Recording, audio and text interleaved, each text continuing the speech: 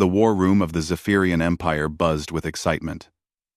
Admiral Vex's Thor stood before a massive holographic display showing countless star systems.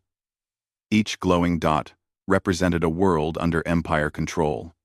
847 conquered planets stretched across the galaxy like jewels in a crown. Honored council members, Admiral Vex Thor began, his metallic voice echoing through the chamber. We have identified our next target. The display zoomed in on a small yellow star with several planets orbiting around it. One blue and green world pulsed with a soft light. This is Earth, the Admiral continued, home to a primitive species called humans. Our scouts report they only recently developed space travel. Their technology is laughably simple. General Kralvex laughed from his seat. The massive warrior had led successful invasions on over 200 worlds. How many ships do they have? Perhaps a few dozen combat vessels. Admiral Vexthor replied.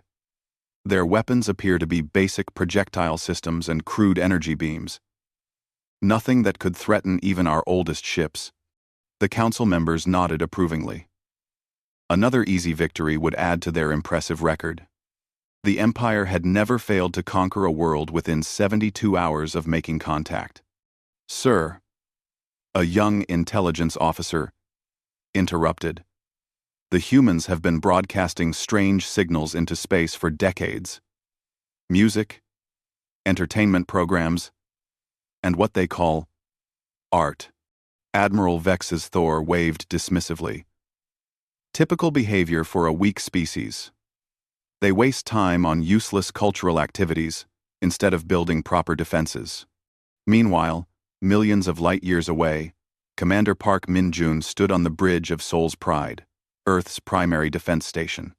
The Korean officer studied the incoming transmission with calm interest rather than fear. His second-in-command, Lieutenant Commander Kim So-young, read the message aloud. People of Earth, Kim began, translating the alien text. The mighty Zephyrian Empire demands your immediate surrender. You have 72 hours to submit completely to our rule. Resistance will result in total destruction of your world and all life upon it. Park smiled slightly and looked out at the stars through the station's main window. Earth floated below them, peaceful and blue. What do you think, Kim? Should we be afraid? Kim chuckled softly. They sound very confident, sir. I wonder if they researched us properly.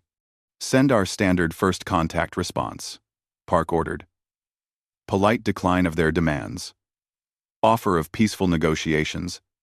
An invitation for cultural exchange. The communications officer looked surprised. Sir, they just threatened to destroy Earth. Markler. Yes, Park replied calmly. And we're going to respond with diplomacy.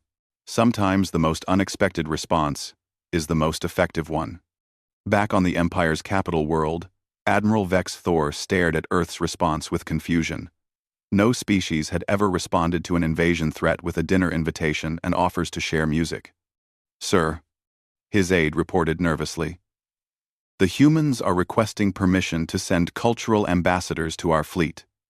They want to establish what they call friendly relations between our civilizations. General Kralvex stood up angrily. This is mockery. They dare to treat our invasion as some kind of social visit? Perhaps they don't understand the seriousness of our threat. Another council member suggested. Their primitive minds might not comprehend the power of the Empire.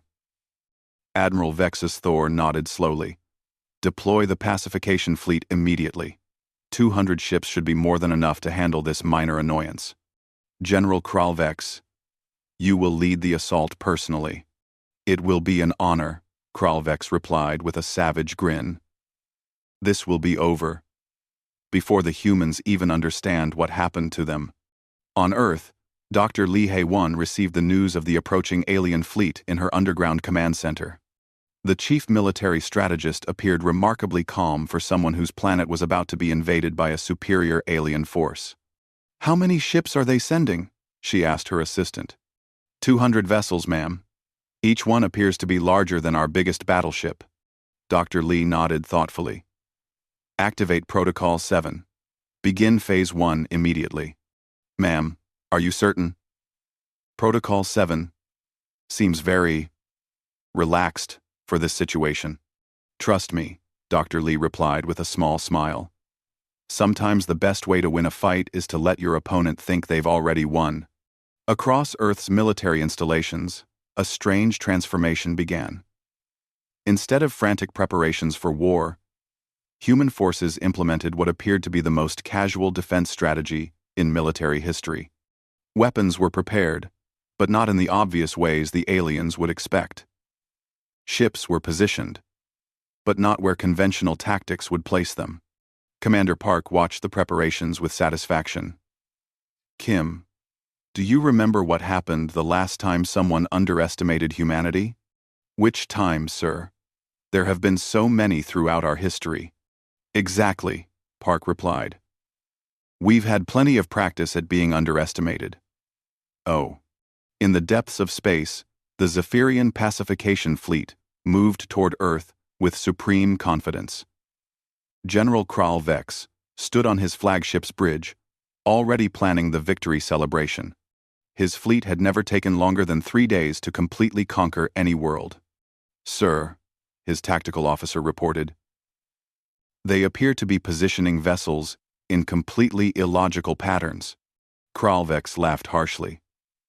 These primitives probably don't even understand basic space combat. This will be easier than we thought.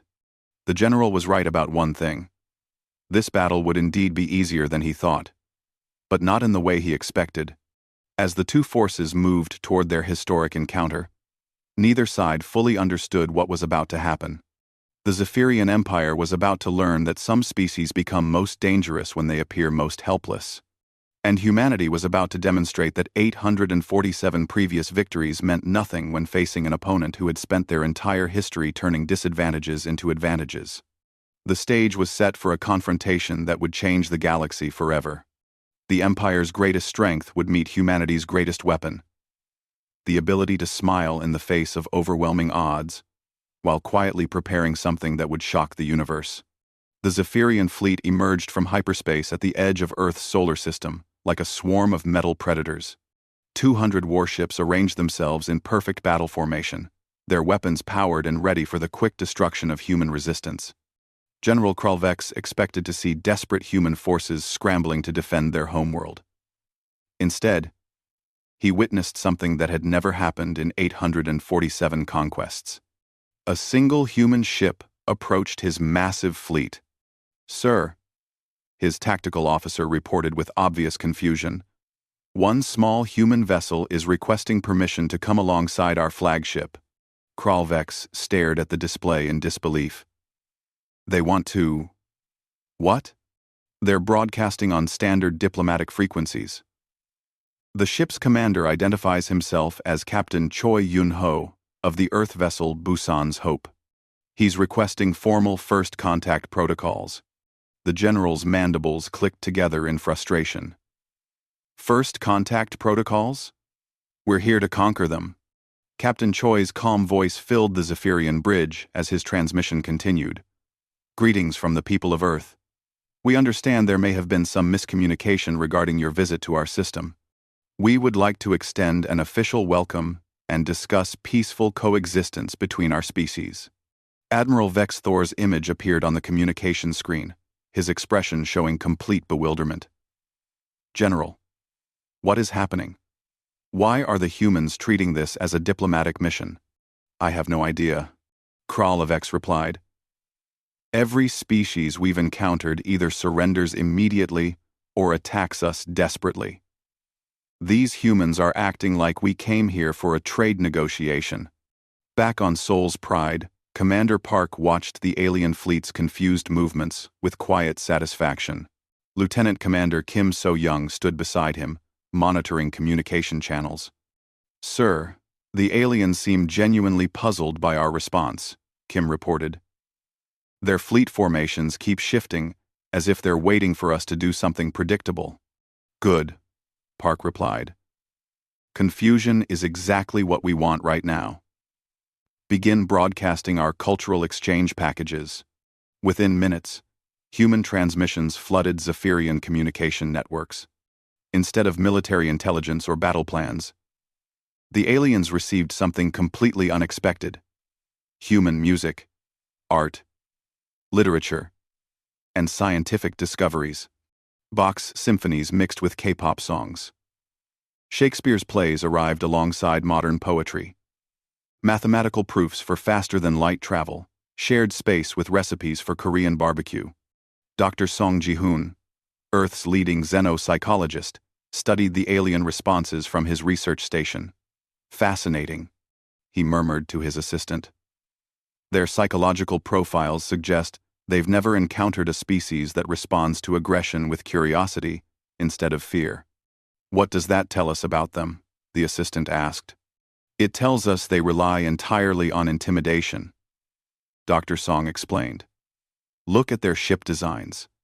Everything is built to look terrifying rather than functional. Their weapons are designed for psychological impact as much as physical destruction. They're used to enemies who panic and make mistakes. Meanwhile, Captain Choi continued his diplomatic approach to the Zephyrian flagship. His small ship moved steadily closer to the massive alien vessel, transmitting peaceful intentions with every kilometer. Captain, his communications officer called out, "We're receiving a response from the alien commander." 1. General Kralvex's harsh voice crackled through the speakers. "Human vessel, you will maintain your distance and prepare for boarding. Your species will surrender immediately, or face complete annihilation." Captain Choi smiled and activated his response transmitter. "Thank you for clarifying your position, General Kralvex. We appreciate your directness. However, we must respectfully decline your kind offer of surrender. Instead, we would like to propose a mutually beneficial arrangement where both our species can learn from each other."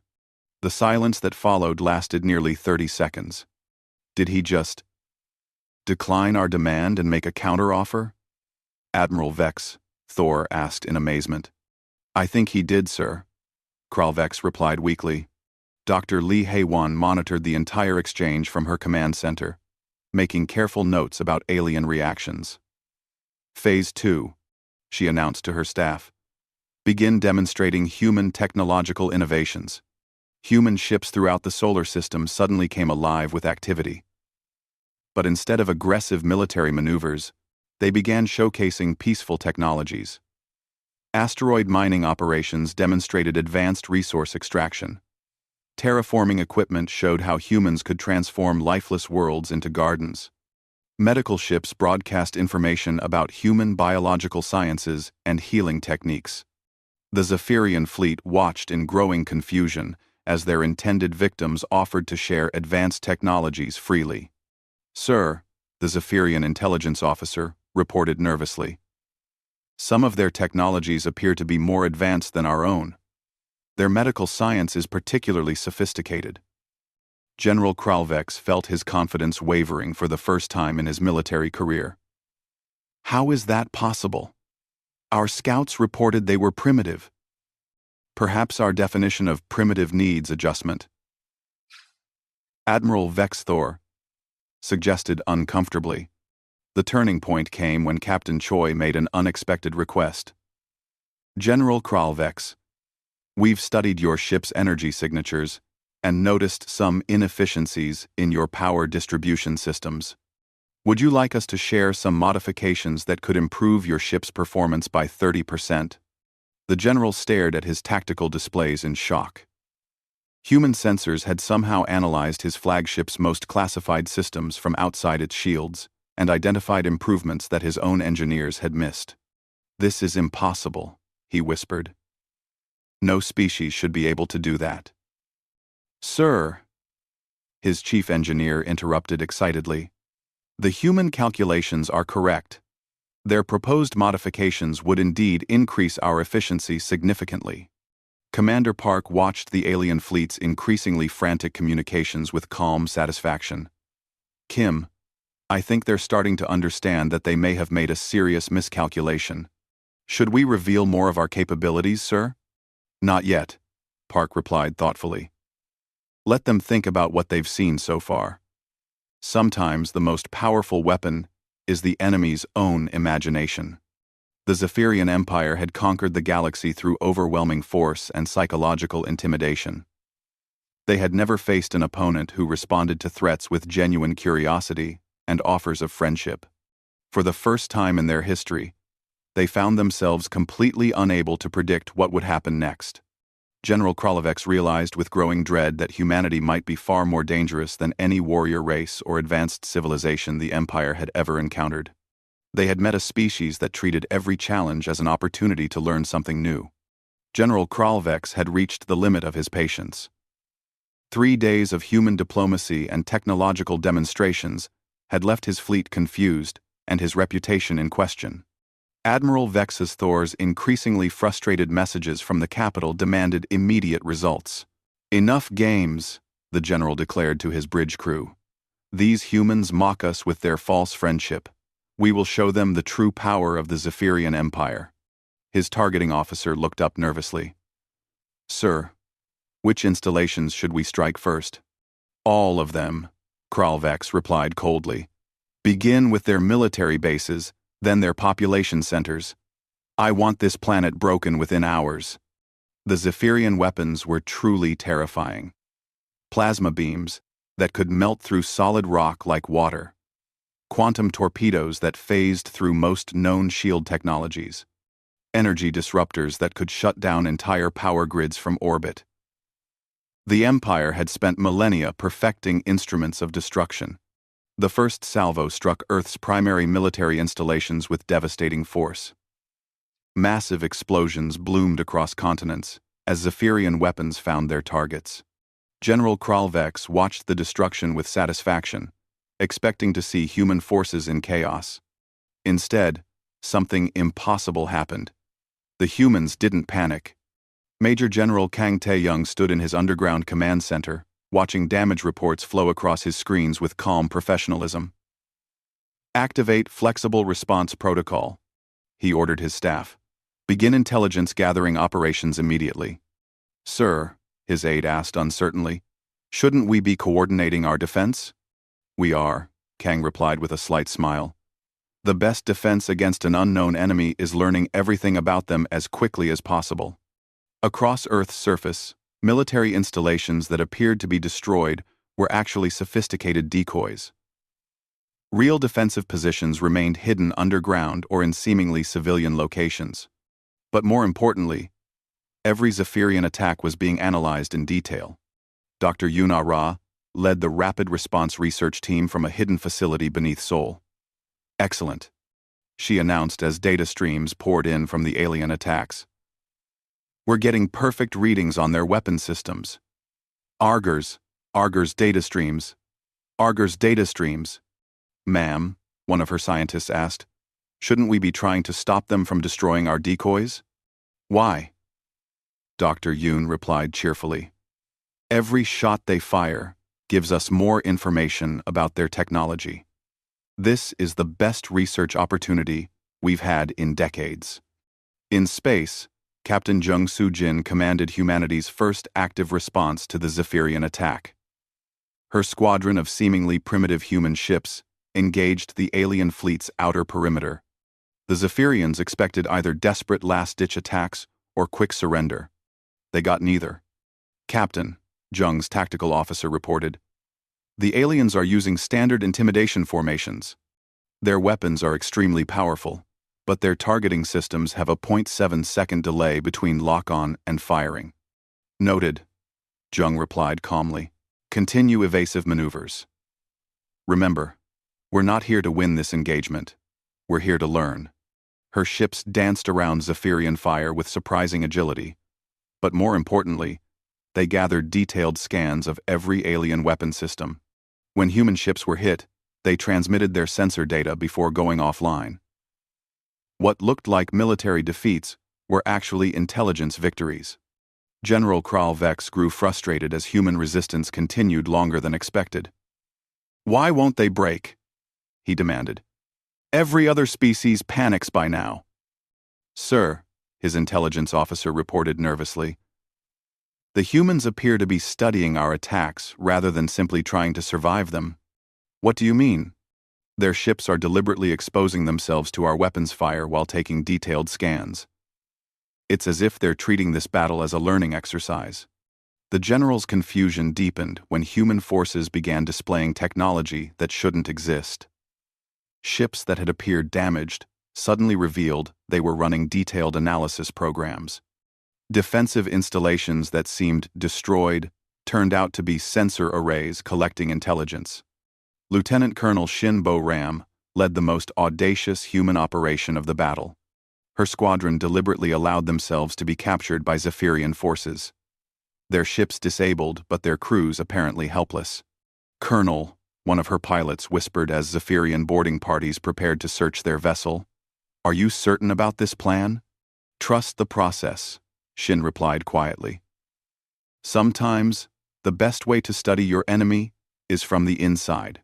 The captured human ships contained hidden transmitters that immediately began sending detailed information about Zephyrian technology directly to Earth's research facilities. What the aliens thought was a military victory was actually humanity's greatest intelligence coup.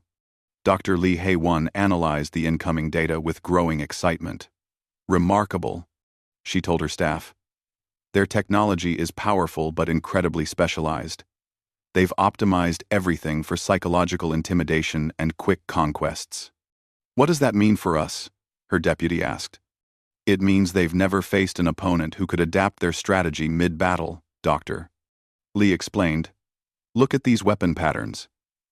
Every system is designed to overwhelm and terrify. But once you understand the patterns, you can predict their actions." The breakthrough came when human scientists finished analyzing captured Zephyrian shield technology. Dr. Yoon's team discovered that the alien defensive systems were optimized to stop energy weapons and plasma attacks. They had never encountered the kinetic projectile weapons that humans had developed centuries earlier. "Sir," Commander Park's tactical officer reported excitedly, "we've found a critical weakness in their defenses." Park studied the data with interest. "Excellent. Begin Phase 3 of our response plan." "Sir, are you sure we're ready? They still have overwhelming numerical superiority." Commander Park looked out at the stars where the Zephyrian fleet continued its attack on Earth's decoy installations. "Kim, do you know what the difference is between a conqueror and a protector?" Lieutenant Commander Kim considered the question. "No, sir. A conqueror only needs to win once," Park explained. "A protector needs to learn how to win every time." As Earth's day turned to night, the Zephyrian Empire began to realize they had made a terrible mistake. Instead of conquering a primitive world, they had given humanity a complete education in alien military technology. Every attack, every demonstration of power, every confident display of superiority had provided their enemies with exactly the information needed to defeat them. General Kralvex stared at his tactical displays with growing unease. The humans were still fighting, still learning, and still treating his invasion as an opportunity rather than a disaster. For the first time in his career, he began to wonder if the Empire had chosen the wrong target. The real battle was about to begin.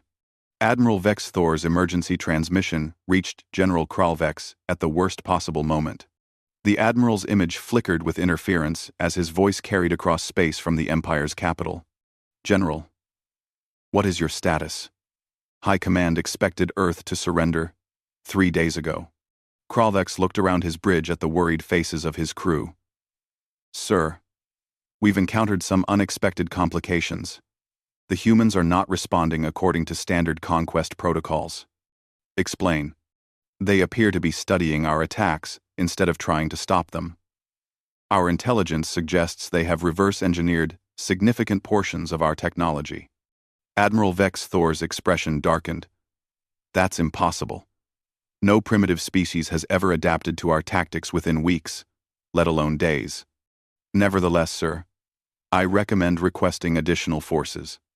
"Additional forces?" The Admiral's voice rose dangerously. "You command 200 of our finest ships against a species that barely has space travel." Before Kralvex could respond, Alarms began blaring throughout his flagship. His tactical officer turned pale as he read his instruments. "Sir, we have multiple human vessels approaching at high speed. Their energy signatures are unprecedented." Commander Park's fleet emerged from Earth's shadow like wolves emerging from darkness. But these were not the same ships the Zephyrians had been fighting for days. These vessels bristled with hybrid technology that combined human innovation with perfected alien designs. General Kralvex. Park's voice came across all Zephyrian communication channels, calm and polite as always. "Thank you for the educational opportunity you've provided. We'd like to return the favor." Captain Jung Soo-jin led the first engagement, and General Kralvex immediately understood that everything had changed. Human ships moved with impossible precision, their weapons striking with surgical accuracy. But worst of all, they were using Zephyrian technology better than the Zephyrians themselves. "How?" Kralvex whispered, as his shields failed under human fire. "How did they improve our own weapons?" "Realm." The answer came from Dr. Yoon Ah-ra's research teams, who had spent the last 72 hours in the greatest technological sprint in human history, using captured Zephyrian systems as a foundation. Human engineers had identified every inefficiency, every design flaw, every missed opportunity in alien technology. "Sir," Jung's weapons officer reported with excitement, "their plasma beams are completely useless against our modified shields. But our kinetic penetrators are cutting through their defenses like paper."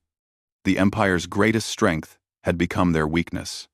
Centuries of technological stagnation, of relying on intimidation rather than innovation, had left them vulnerable to an opponent who treated every challenge as a puzzle to solve. General Kim Woo-jin's ground forces demonstrated humanity's tactical evolution in real time. Zephyrian landing parties that expected to face terrified defenders instead encountered opponents who had learned from every previous engagement. "Sir," a Zephyrian officer reported desperately, "the human defensive positions are exactly where our tactics manual says they should never be." "What do you mean?" the landing commander demanded. "They've placed their strongholds in locations that maximize the effectiveness of our own weapons against us. It's as if they've read our tactical doctrines and designed perfect counters." That was exactly what had happened. Dr. Song Ji-hoon's psychological analysis had revealed that Zephyrian military doctrine relied entirely on predictable enemy responses. When humans refused to respond predictably, the entire system collapsed. The turning point came when Captain Lee Seung-ho's Cyber Warfare Division finally activated their master stroke. For days, they had been infiltrating Zephyrian computer networks, not to cause immediate damage, but to study alien information systems. "Colonel," Lee reported to his commander, "we've finished mapping their entire fleet network. Every ship, every weapon system, every communication relay." "Excellent. Begin Operation Mirror Shield." Across the Zephyrian fleet, command systems began experiencing cascading failures, not random attacks, but surgical strikes that turned the Empire's own technology against itself. Weapons that had been designed to terrorize enemies now fired on their own ships. Communication systems that had coordinated hundreds of conquests now spread chaos and confusion. "Sir," Kralvex's communications officer shouted over the alarms, "our network is compromised. The humans have turned our own systems into weapons against us." But the most devastating blow came from an unexpected source. Dr. Nam Hae-jin's engineering corps revealed the true scope of human adaptation. Using Zephyrian technology as raw material, they had built something the Empire had never imagined. Weapons designed specifically to exploit Zephyrian weaknesses. "Impossible," Admiral Vex Thor whispered as he watched the battle reports. "They've created superior versions of our own technology in less than a week. Our finest engineers take years to develop new systems." Colonel Hong Min-soo's forces launched the final phase of humanity's counterattack. Operation Reverse Engineering was a complete demonstration of human technological superiority achieved through pure adaptation and innovation. Zephyrian ships found themselves facing weapons that looked familiar but performed impossibly well. Energy beams that should have been deflected by alien shields, instead penetrated effortlessly. Defensive systems designed to stop human attacks instead amplified the damage. Every Zephyrian technological advantage had been analyzed, improved, and turned back against its creators. General, Kralvex's tactical officer reported in a broken voice, "Our losses are approaching 60%. The humans are not just defeating us. They're annihilating us." "How?" Kralvex demanded. "How did this happen?" Commander Park answered that question in his final transmission to the Zephyrian fleet. "General, you taught us everything we needed to know about your civilization. Your weapons showed us your technology. Your tactics revealed your limitations. But you were primitive, backward." "No," Park replied gently. "We were adaptable. There's a difference. The battle was over. But the war had never really begun. The Zephyrian Empire had encountered something far more dangerous than superior firepower or advanced technology. They had met a species that could learn faster than they could teach, adapt quicker than they could adjust, and innovate beyond anything they could imagine. As General Kralvex ordered the retreat of his broken fleet, he realized the terrible truth. Humanity hadn't won through superior strength or advanced science. They had won by being exactly what the Empire had thought made them weak: curious, adaptable, and impossible to predict. The galaxy's greatest military force was fleeing from a species they had intended to conquer in 3 days, and the humans were already planning what to do with all the new technology they had just acquired. The emergency session of the Zephyrian High Council convened in unprecedented panic. For the first time in the Empire's 1,000-year history, a pacification fleet had been completely defeated. Not just beaten, but utterly destroyed by an enemy they had classified as primitive just 1 week earlier. Admiral Vex Thor stood before the council chambers, his once proud uniform now wrinkled with exhaustion. Behind him, holographic displays showed the devastating statistics. Of 200 ships sent to conquer Earth, only 37 had returned home. The rest were either destroyed or captured by human forces. "Explain this disaster," commanded Supreme Chancellor Thexmore, the Empire's highest authority. "How did our greatest fleet fail against a species that barely understands space travel?" "Honored Chancellor," Admiral Vex Thor began carefully, "I believe we fundamentally misunderstood the nature of our enemy. They are humans." Another council member declared angrily. "Weak, soft, technologically inferior beings who should have surrendered immediately." "That assessment was incorrect," the Admiral replied quietly. "The humans possess capabilities we never encountered in 847 previous conquests." Meanwhile, far across the galaxy, the surviving Zephyrian ships limped toward their home system, carrying news that would shake the Empire's foundation. General Kralvex sat in his damaged flagship's medical bay, staring at reports that seemed impossible to believe. His aide approached nervously. "Sir, High Command is demanding a complete tactical analysis of our defeat." Kralvex laughed bitterly. "Tell them the truth. We attacked a species that treats every challenge as an opportunity to become stronger. They didn't just defeat us. They absorbed everything we taught them and used it to destroy us." Back at Earth, Admiral Park Min-jun stood in his expanded command center, surrounded by the most advanced technology in the known galaxy. Human engineers had spent the last few days integrating captured Zephyrian systems with existing Earth technology, creating something entirely new. "Sir," Lieutenant Commander Kim So-young reported, "our deep space sensors are detecting massive fleet movements throughout Zephyrian territory. It appears they're recalling forces from across their empire." "Are they planning another attack?" Park asked. "Unknown, sir. But their communication patterns suggest confusion rather than preparation for war." Dr. Lee Hae-won entered the command center carrying a comprehensive report of humanity's technological advancement. "Admiral, you need to see this. Our analysis of Zephyrian technology has accelerated human development by approximately 2 centuries. Explain. Their energy systems, manufacturing techniques, and faster-than-light communication networks were far more advanced than we realized, but they had never optimized any of it. We've already improved their efficiency by an average of 300% across all systems. Captain Jung Soo-jin led a patrol of newly upgraded human ships through the outer solar system, testing technologies that would have been impossible just days earlier. Her vessel now moved faster than any Zephyrian ship, struck harder than their heaviest weapons, and defended better than their strongest shields. "Captain," her science officer called out, "we're receiving a priority transmission from Zephyrian space.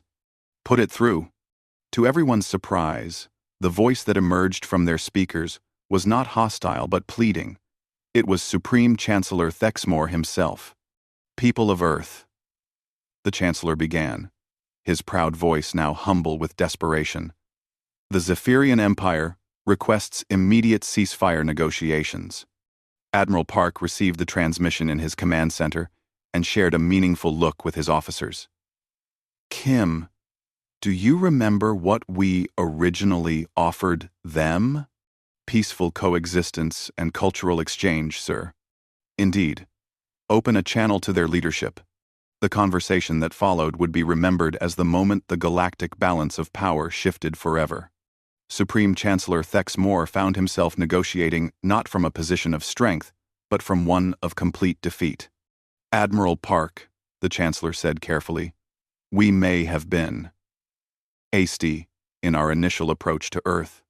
"Chancellor," Park replied with the same polite tone he had used throughout the conflict, "we appreciate your reconsideration. We remain interested in the peaceful relationship we originally proposed." "You would still consider cooperation after our attack?" "Of course. We understand that miscommunications can lead to unfortunate conflicts.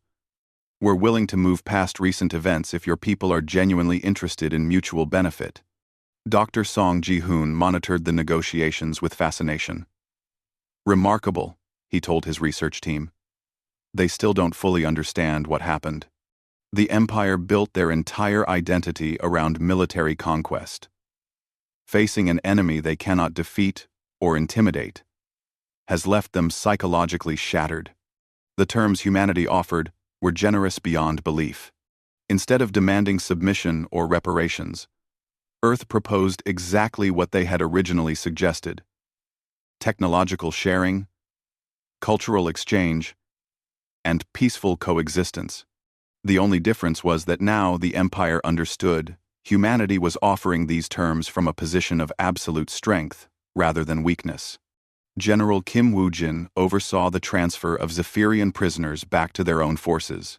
The captured aliens were astonished to find they had been treated with respect and provided with medical care superior to their own military standards.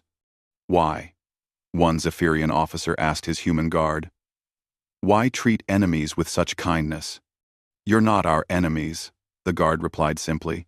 "You were just confused about our intentions." The final revelation came when Dr. Yoon Ara's team completed their analysis of the Empire's overall technological infrastructure. What they discovered changed everything humanity thought they knew about their former attackers. "Admiral," Dr. Yoon reported excitedly, "the Zephyrian Empire's technology has incredible potential, but they've barely scratched the surface of what it can do. They've used advanced systems exclusively for warfare and intimidation. What could it be used for instead? Medical technology that could eliminate disease throughout the galaxy. Manufacturing systems that could end scarcity on millions of worlds. Transportation networks that could connect every inhabited system. They've had the tools to create paradise, but they only used them to create fear." Commander Park stood before Earth's governing council to deliver his final report on the conflict. "The Zephyrian Empire represents the greatest opportunity in human history," he concluded. "Not as a conquest, but as a partnership." "You're certain they won't attack again?" one council member asked. "They can't," Park replied with confidence. "We've demonstrated that their military doctrine is useless against an adaptable opponent. But more importantly, we've shown them a better way to use their incredible resources.